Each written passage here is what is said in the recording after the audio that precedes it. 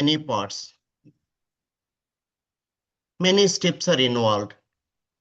As you progress the design, the requirements may change and you go back several steps to redo it. The iterations are becoming too frequent. The designer gets immersed, consumed in the repetitions.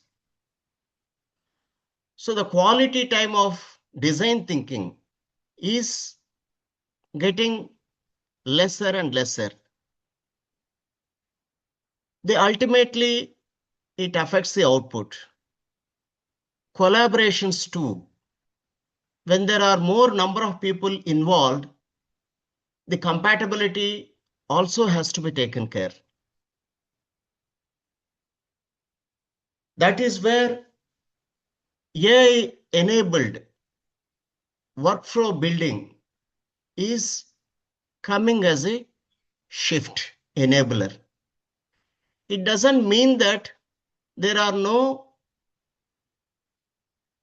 iterations or actually the handling is in AI powered way of managing the workflows. Basically, the intent is given maximum importance and deliberations have taken place. Since the system is well thought over, there is enough time in building the robust system. Here, repetitions doesn't matter much. In the conventional way, repetitions means go back many steps. Many hours are lost. Here, any iteration takes only a minute. It is not hours. Any iterations are welcome. So the team is happy. So you get maximum time in deliberations. Intent. The quality time is built on workflow building. So the outcome is stable. In this perspective, we are building the AI-powered workflow, CAD workflows. I have a distinguished guest, Dr. Abhishek Balaswamy Kamaraj, professor at Grand Valley State University, Michigan, USA. The professor holds maximum number of patents in DFAM. He has good experience with manufacturing. I invite Dr. Balaswamy. So, Doctor, from a DFAM and academic perspective, what changes are you seeing in how design is being taught or practiced as workflows and intent is becoming more central? Yes, Doctor. Thank you. Thank you, Mr. Reddy, for the introductions, and it's a pleasure to be joining this webinar. This is over the years, we have had several changes in terms of CAD instruction and how things have progressed, right from manual drafting to all the way to now to CAD, and then now increasing in productivity with AI. Now, specifically with respect to additive manufacturing, right? So design for additive manufacturing. Additive manufacturing frees up a lot of the constraints that traditional manufacturing has. But that doesn't mean you can make everything that you think about or imagine manufacturable even in additive manufacturing. There are challenges in terms of build orientation, in terms of because of the anisotropy material properties of additive manufacturing. The design intent, as you rightly pointed out, is really critical from the point of view of instruction and how our students perceive this, and how um, our way of addressing this has changed, is anytime there is a very transformative, revolutionary process, change in technology comes in, I see it personally as a productivity boost. But at the fundamental level, the designer is still solving a problem and needs to use critical thinking skills to solve the problem. And the tools that you are using are just the tools that you're using. But as long as you understand, identify the problem, and your intent on how to solve the problem is clear, AI and CAD are all tools that helps you in that process, right? And then when you're delivering it to the customer, the communication piece is important. We cannot go and say, okay, AI told me this is the best design that can be done. It should be our intent, and so in terms of some of these design for additive manufacturing, the way we use these tools is obviously generative design is really important. And that's been around for a while, even before the big hype and growth in large language models. Generative design has been around for a while, over several platforms, and that there are so there the user's input is really critical. Rather than we telling the CAD whether we want, okay, I want this to be a rectangle with this side and this width. It's more about, this object needs to hold this much load, 100 Newton load, right? Now we let the AI or the CAD decide whatever part that will be the most ideal for that application to bear that load for that material, right? And then these days we have also added the manufacturability layer. We can add CNC machining as the manufacturing process, or additive manufacturing as the manufacturing process. Um, and that comes in. But at the end of the day, the human is at the middle of this design process. And that is really critical. And anybody who's at least from the student's point of view, they sometimes come and ask me questions, like, is AI replacing us or things like that? No, AI is going to be augmenting us, improving your productivity, right? And yeah, maybe some people, yeah, and when we need to adapt, and that is critical. But at the end of the day, I see critical thinking, problem solving, and communication, and the interpersonal communication. As you rightly pointed out, there might be contradictions between people in working in teams and things like that. At the end of the day, we need to be talking to people and addressing that, and that's a human-centered thing. So AI frees up this time for us to improve on the constraints, on the design intent, on what manufacturing process that we are going to be using. We will take help from AI on all of those things and communicate our results to the customer, to the manufacturing person if we are not manufacturing it, so that was a winding answer, but hopefully I answered some parts of your question there. Thank you, Doctor. Thank you for your valuable insights. You have rightly said that there is intent that has to be deliberated maximum. The quality design thinking has to be given the topmost importance, which we were not affording because of long times that is being taken for designing itself with tool jugglery. Now, if you had systemized that, and the system is taking care of the generating designs, you have enough time to build a good workflow. That is where the AI is coming into picture. Intent and workflows are given complete priority, enough time, repetitions which normally consume the quality time has been assigned to the agentic AI, iterations it will do. But as you said, building the workflow is human job. Iterations was taking the maximum time before. That has been eliminated.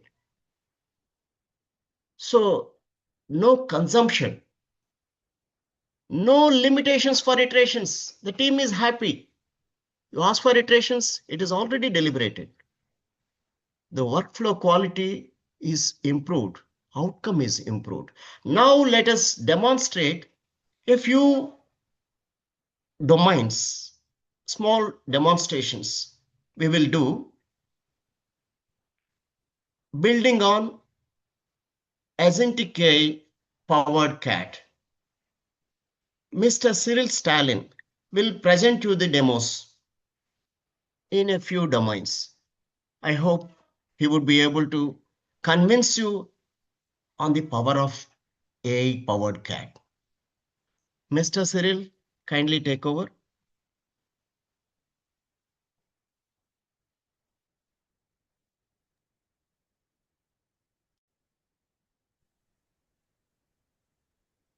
Hello, you are able to hear me, sir. Thank you, sir, and thank you, comrades, sir. I'll be running demos from engineering, medical, and jewel design. So basically, the technologies we are using. Everybody able to see my screen? Not yet, sir. Try to reshare.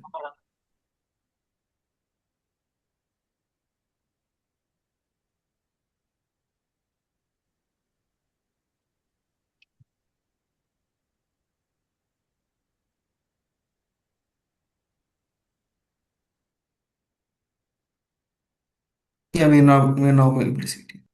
Okay. Thank you. Thank you, Lakshmi. So basically, for all the AI powered CAD projects, we are using Streamlits. So basically, the reason we are using Streamlits is it's a web application framework. It is easy to learn and use. It's fast and fast app development. You can develop a Streamlit quickly and deploy it. Then it's very good for Matplotlib, scikit-learn, and it's very user interface, interactive user interface, and it has an excellent open source and community support. We just need to install pip install Streamlits and run it as a web application. So basically, I will show you an engineering application wherein there will be engineering demo on the Streamlit application connecting to the CAD query.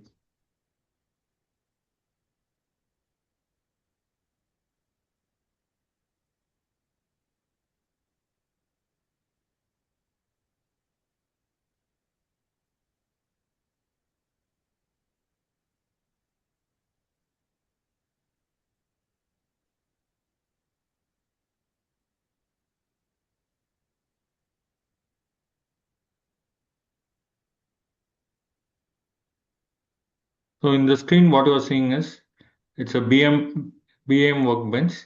So where you can display, these are the select components.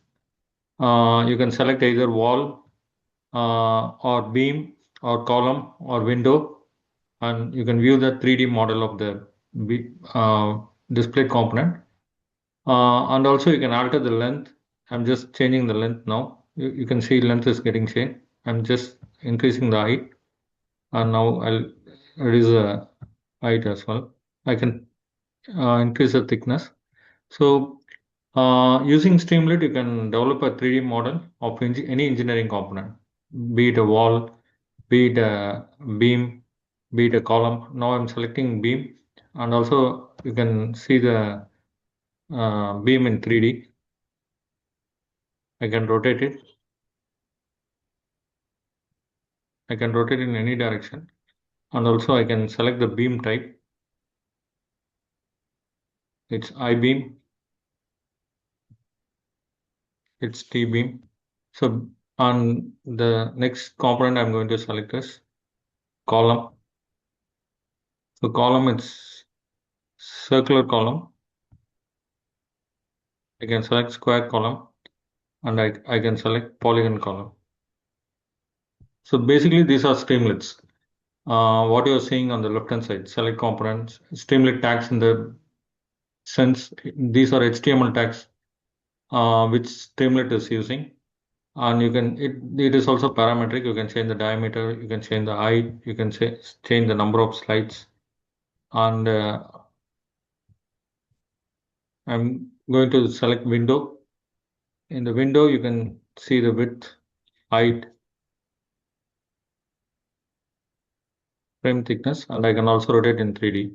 So basically, the architecture used is for Streamlits. You are seeing BIM, workbench, window preview. These are Streamlit tags, and also the sliders, st.sliders, for which we are able to no need to input. We just need to select width, height, and frame. And also you can select the components, wall or beam or column. So basically these are Streamlit tags. And for visualization, we are using either PyVista or Plotly. So in this, I've used PyVista, that is a Python API, which you can install using pip install PyVista. Similarly, like Streamlit, pip install Streamlit. Then you can generate the code, write the code. And also, apart from that, for these components, cylinder, sphere, and generating the code logic, we are using CAD query and TryMesh. So both CAD query and TryMesh should be used to populate the mesh. CAD query would be, it's like a CAD engine. It will create these CAD objects. So these four are the important components. One is Streamlit, the next one is CAD query and TryMesh, the next is Plotly and PyVista for rendering this visually. And the last component is Streamlit, where it is running as a web component. You can see this when I run Streamlit run BAM workbench.py. It is running on the port 8501 as a web application framework, and you're able to see it in the screen. So the next demo which I'm going to show you is,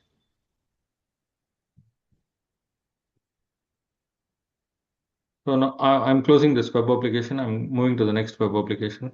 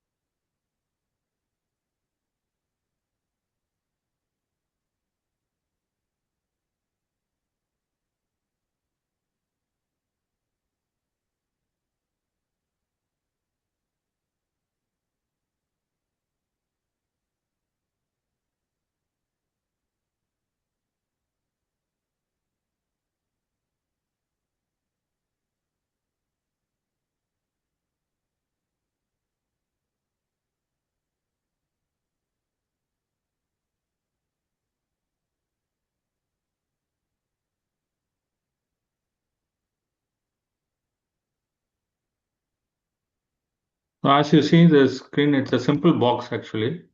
So we are just rotating the box using 3D model box developed using CAD query PyVista. PyVista is used for visual rendering. CAD query is an engine. Streamlit is a web component part, and we are just displaying the CAD model in iterative 3D model through the Python code. So these are the two examples I would like to show you part of the engineering demo. Now we are going to see the medical demo where we are going to convert CT scan files to 3D print format. So basically, I have all the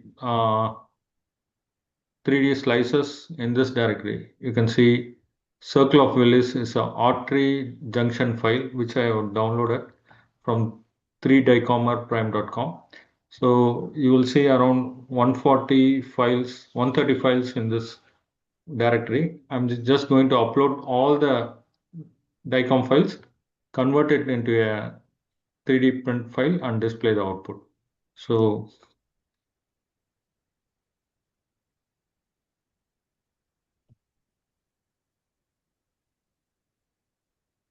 I'm going to run the Streamlit application, Streamlit run. So basically Streamlit is a command, run is the next line. Then I have to mention the file for the Streamlit to run.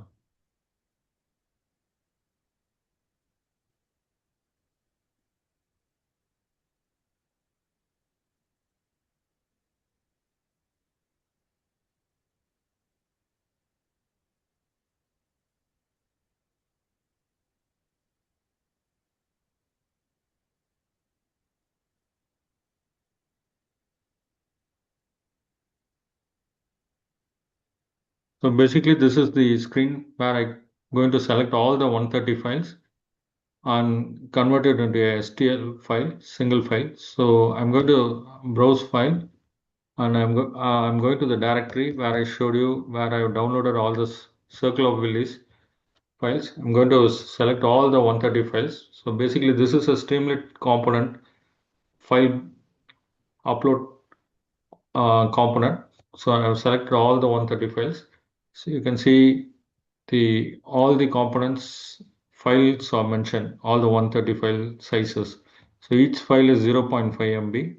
So now you can see like it is converted into a STL file, and also the shape of the STL file and voxel shaping is mentioned here. Now I'm going to download the STL file from my download component, which we have downloaded in Streamlit. Now the file is getting downloaded. So basically it is 204 MB.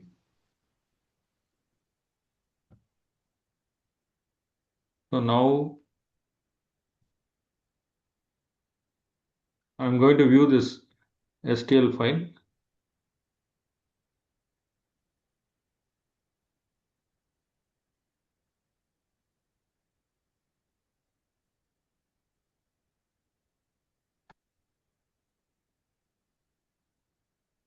So for that I have developed a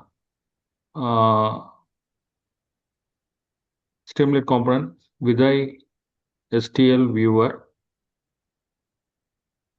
So when I run this, I need to select the component which I have downloaded.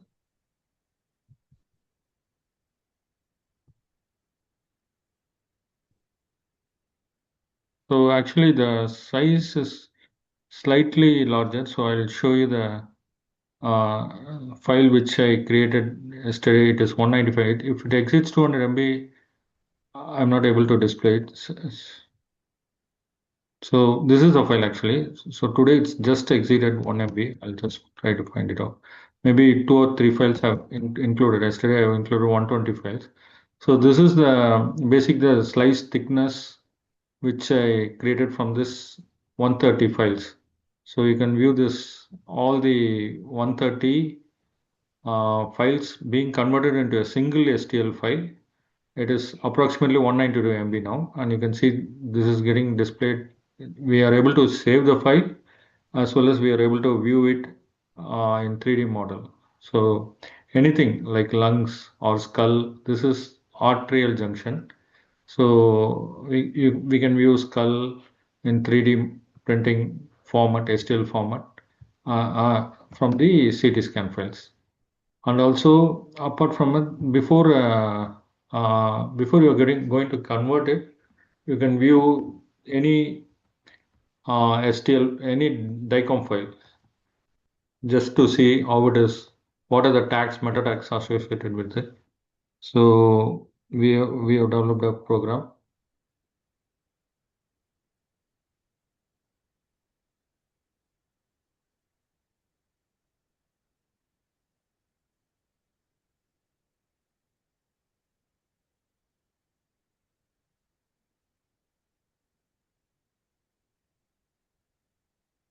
So here you can, I showed you the directories where I've downloaded all the 130 files. So here you can go and see each file, how it looks like before converting, so that you will have an idea about this. So here you will have the meta information. What is the gender? What is the modality? Whether it is MR or it is a CT scan.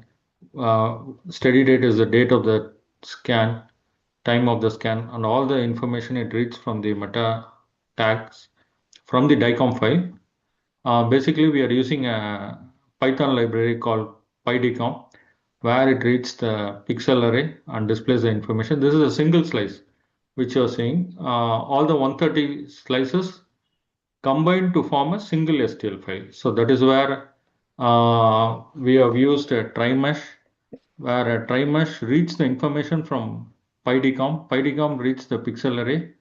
From the pixel array, using a for loop, all the 130 DCM file information is constructed into a slice and it is converted into STL. And before that, you can use Gaussian filter to reduce the noise and to have a more clarity in the 3D print format. And those are the methods involved before the.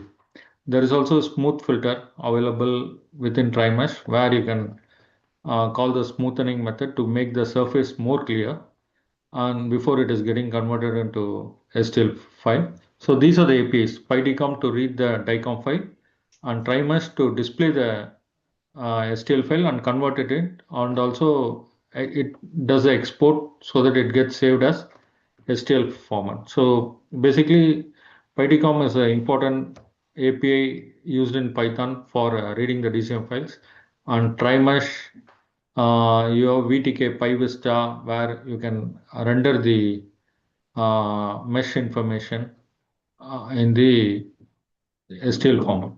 So the next one, next segment which I'm going to touch is necklace jewelry in 3D.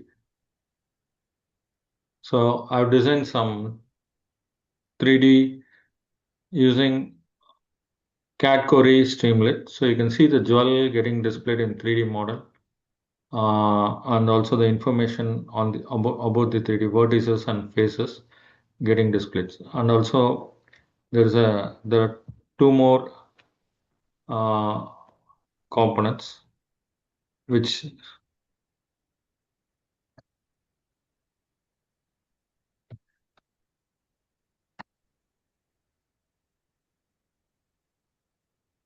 So basically this is there's a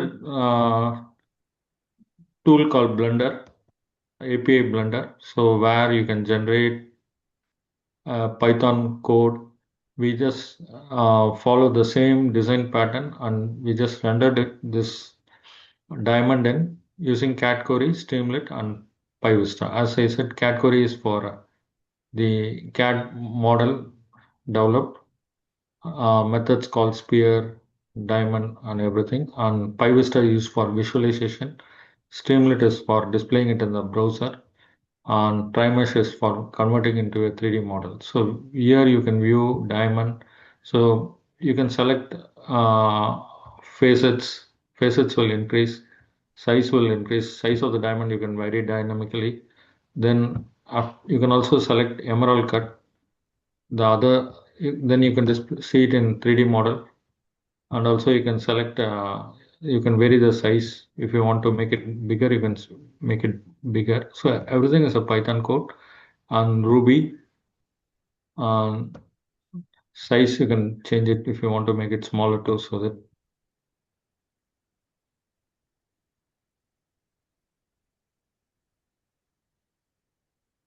You can rotate it in 3D model. So the next example, what we have tried is we have creating the uh, jewel in STL format, and from STL viewer also you can view it. So just to have a different model.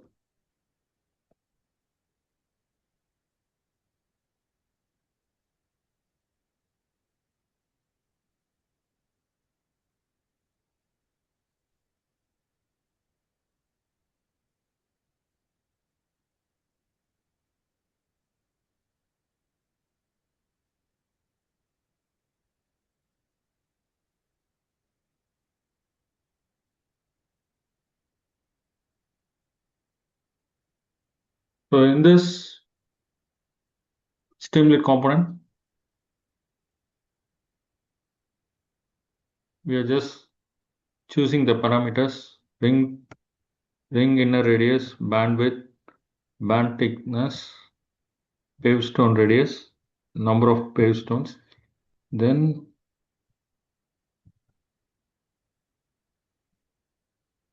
you generate a ring. Now you saving it in the STL format. You can send the STL file to 3D printing team and getting it printed. And before that, you can view this STL file.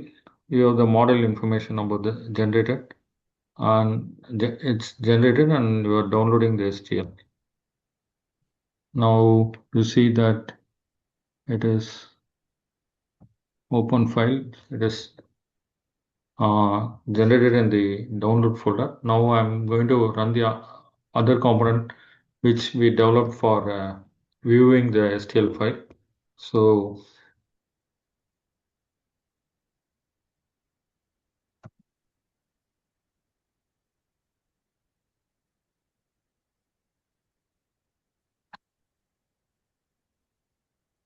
I'm going to select the jewelry file which I created now.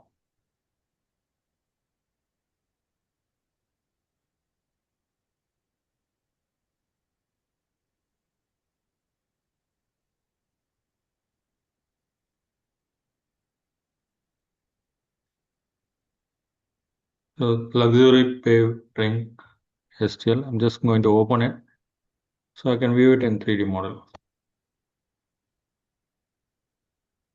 So we can have this save to STL, and also we can view it in the screen in the 3D model. So that's my presentation of these projects. Thank you, sir. I'm giving to you. Mr. Cyril, if there are any questions, you can take technical sir. questions.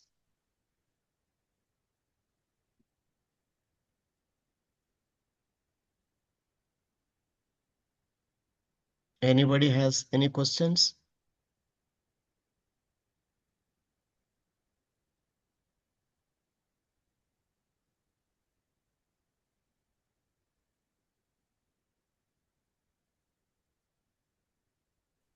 So I had a couple of questions here on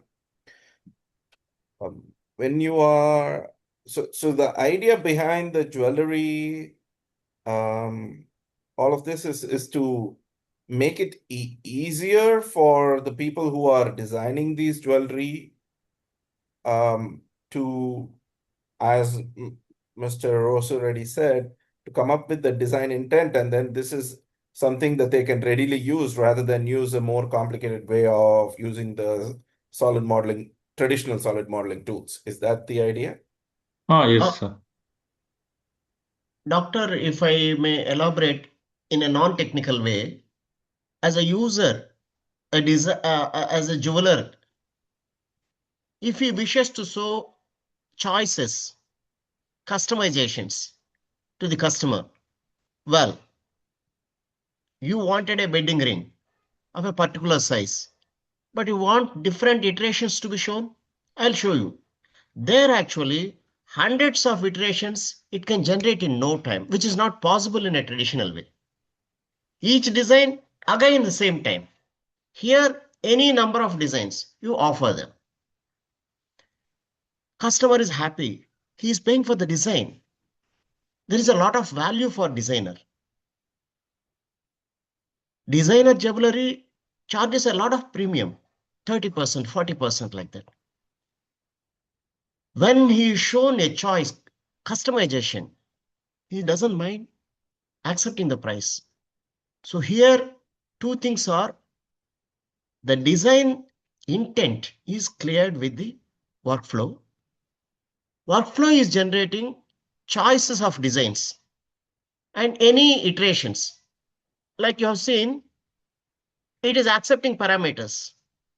It is accepting dimensions. So you would be able to design it to the parametrically and ready for printing. So that is what I think we could demonstrate.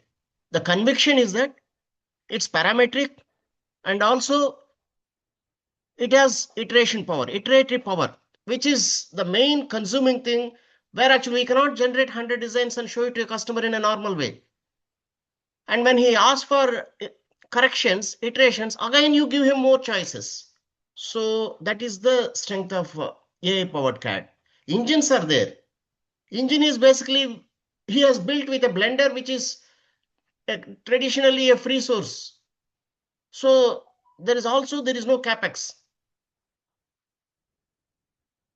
I think I address your point, doctor.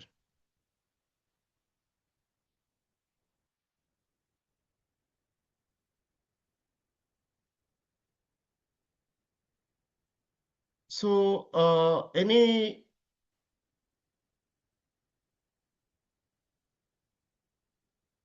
other questions or anything Mr. Cyril can have?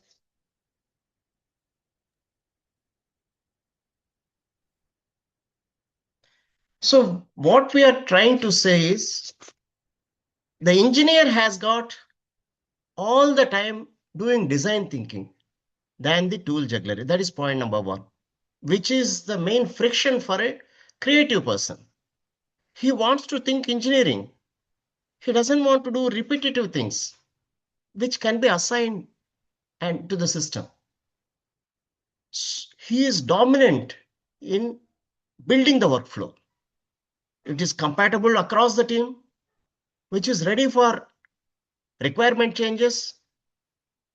That's what is the thing we wanted to demonstrate. He has accepted parameters. Even in the engineering demo, it's a simple demo, which is accepting parameters and making changes. It's a Python agent that is initiating the change, and change is displayed. I think we have we have we have showed that it's engineering design intent to geometry. Same engineer, higher leverage. What we see is like AI is, see, basically Mr. Cyril is an AI engineer having idea on AI and workflow. He doesn't come from decades of CAD expertise, but still he could he could assemble a system that is a working system with a engine, with a front end, everything he could design. A robust system. What it tries to prove is a barrier level has got reduced. Entry barrier. AI lowers the entry barrier. But what about my expertise? What about my CAD expertise?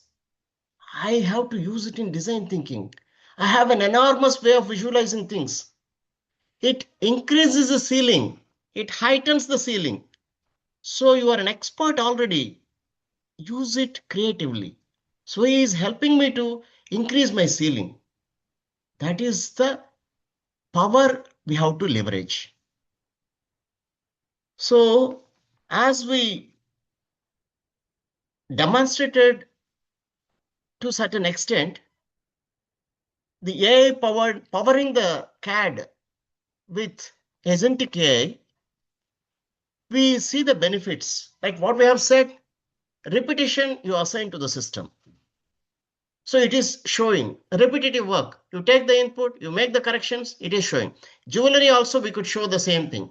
When you ask for a different pattern, like a wedding ring, I need to have a few stars one side, a moon one side, a flower one side. Yeah, you instruct, it takes the prompt and it's able to show the design.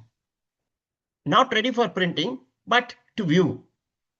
So here, once it sees the choices, then he will try to again go back into the parametrics, like what are the measurements. All this is again parametrically you instruct, and that will change. Depend on it, it is an assembly of several components. Each component takes care of certain thing. So the repetitive work has got eliminated. No, eliminated. It is being done by system. We are using our time for creative work. So the jugglery of tools have been taken care. Even though the expert specialist CAD has got a very high speed maneuverability, picking tools all the time by practicing, still he will be able to avoid that repetition. Still it will take, instead of a beginner takes about few days, expert take iteration another a few hours. Even that few hours he can avoid, and those productive thinking, productive design thinking can be used for building the robust workflows. See, we have shown medical workflow, the diagnostics. It requires some standardizations. A surgeon should be able to accept it. It should be qualitatively good. See, these workflows which are built on open source available engines are as powerful as anything. As you fine tune, as you add many things, the quality improves, and it can be as good as any huge, I do not want to use that, but it can be as close or as good as any commercial, well developed softwares for decades. That is the power of AI. So, your expertise in the CAD, you are leveraging for designing, for building the workflows. So, you get a repetition part you are removing from your head. You are building excellent workflows. And the culmination of these two things is the good quality outcome. Now, going into any practical questions, if there are any, I can take.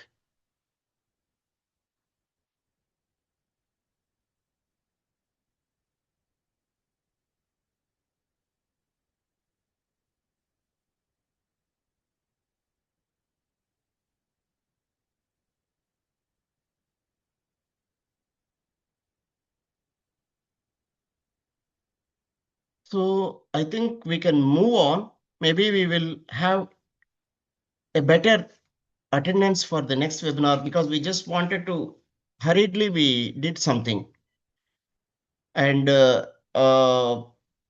will have enough questions next time. See here, as a plan, what we would like to do is we would like to help CAD specialists or students to have a guided outcome first learning, guided outcome focused learning. It can be part time, it can be as you as per your own pace. It can be in your own domain, or it can be in a domain where we are building the workflows. Either way, it is a realistic, useful, be used workflow, so that you are confident to build your own workflows and you become valuable to yourself or the company. And over a period of time, being beginners now, we will be the experts in a very short time. Another inference I would like to put here is, what is the design growth that is we can perceive is, I would not say design growth, but I would say it could be a design explosion. So far, raw designs could be coming from outside. That will happen here. And designs as it is are becoming more and more as the product life cycle is coming down. The product which used to have 3 years, 4 years, now has got 1 or 2 years. So again, you have to have designs, and number of variants are increasing. So this way, the existing factories itself are needing more and more designs, many times of what they used to need before. And for customer choices, building customer satisfaction, one has to go through more iterations than before. It's ever increasing. So this angle also, designs are increasing. Right from small industries level, people are generating their own designs and products, vendors, everybody. And apart from that, as we gain design knowledge, we are not doing for ourselves. India will become design exporter. All these factors considering, design demand will grow manyfold, maybe hundredfold. The repetitive work could be reduced with agentic AI, but as the demand itself has grown so much, repetitiveness, even if it reduces, definitely it will be requirement in multiples of tens.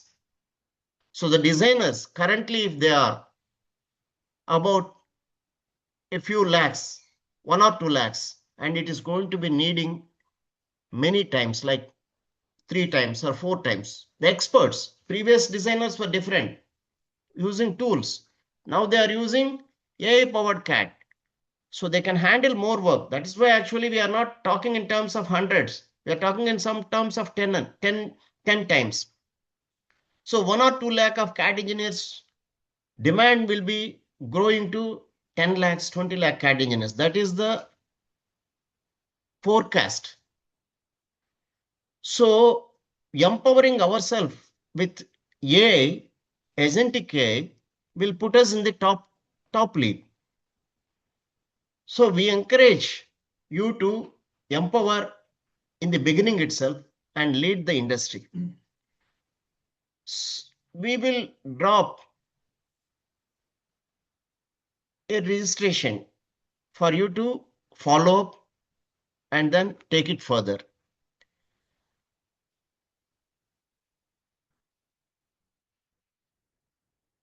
So we will have a webinar again where we will discuss more in technical depth, more in commercial depth, with more relativity. If there is no more questions, then I think we could close the session, and we'll follow it up in depth next week.